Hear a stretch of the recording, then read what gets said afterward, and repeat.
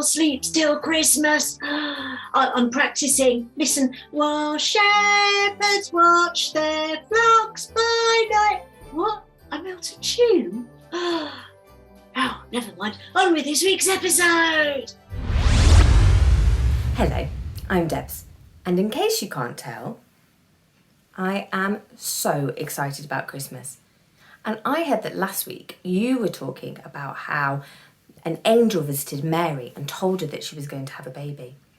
Now, babies take a couple of months to grow, so when Mary was ready to have baby Jesus, she travelled to a place called Bethlehem. Nowadays, most babies are born in either a hospital or sometimes they're born at home. But Jesus was born in a stable, and instead of putting him in a cot, they put him in a manger. That's basically where animals eat their food. So should we see what we're going to learn about this week? Are you ready? Here we go. The light of the whole world. That same night, in amongst the stars, suddenly a bright new star appeared. Of all the stars in the dark vaulted heavens, this one shone clearer. It blazed in the night, and it made the other stars look pale beside it. God put it there when his baby son was born to be like a spotlight, shining on him, lighting up the darkness, showing people the way to him. You see, God was like a new daddy. He couldn't keep the good news for himself. He'd been waiting all these long years for this moment, and now he wanted to tell everyone. So he pulled out all the stops. He'd sent an angel to tell Mary the good news, and he'd put a special star in the sky to show where his boy was. And now he was going to send a big choir of angels to sing his happy song to the world. He's here. He's come. Go and see him, my little boy. Now, where would you send your splendid choir? To a big concert hall, maybe? Or a palace, perhaps? God sent his to a little hillside, outside a little town in the middle of the night. He sent all those angels to sing for a raggedy old bunch of shepherds watching their sheep outside Bethlehem. In those days, remember, people used to laugh at shepherds and say they were smelly and call them other rude names which I can't possibly mention here. You see, people thought shepherds were nobodies, just scruffy little riffraff. But God must have thought shepherds were very important indeed, because they're the ones he chose to tell the good news to first. That night, some shepherds were out in the open fields. They were warming themselves by a campfire when suddenly the sheep darted. They were frightened by something, and the olive trees rustled, and what was that? A wing beat? They turned around, and standing in front of them was a huge warrior of light, blazing in the darkness. "Don't be afraid of me," the bright shining man said. "I haven't come to hurt you. I've come to bring you happy news for everyone, everywhere. Today, in David's town in Bethlehem, God's son has been born. You can go and see him. He's sleeping in the manger." Behind the angel, they saw a strange glowing cloud, except it wasn't a cloud. It was angels, troops and troops of angels armed with light. And they were singing a beautiful song. "Glory to God be fame and honour and all our hurrahs." Then, as quickly as they appeared, they left. The shepherds stamped out their fire and they left their sheep and they raced down the grassy hill, through the gates of Bethlehem, down the narrow cobbled streets, through a courtyard, down some steps, past an inn, round a corner, through a hedge, until at last they reached a tumble-down stable. They caught their breath. Then quietly they tiptoed inside. They knelt on the dirt floor. They had heard about this promised child, and now he was here, a heaven's son, the maker of the stars, a baby sleeping in his mother's arms. This baby would be like that bright star, shining in the sky that night, a light to lighten up the whole world, chasing away darkness, helping people to see. And the darker the night got, the brighter the star would shine. Wow, isn't that such an exciting story? To think that God just chose normal people out at work to be the first to go and visit the newborn baby, his son, King Jesus.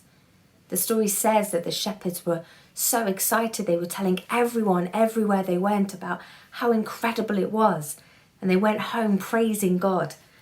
Now, I know sometimes at Christmas we can get a bit excited about the Christmas tree and the presents and the antlers, but let's remind ourselves that the most exciting part about Christmas is Jesus, that he came as a baby to save the world. Let's spend our time celebrating that. Let's tell everybody about that, because it's the most exciting news and we should tell the world all about it.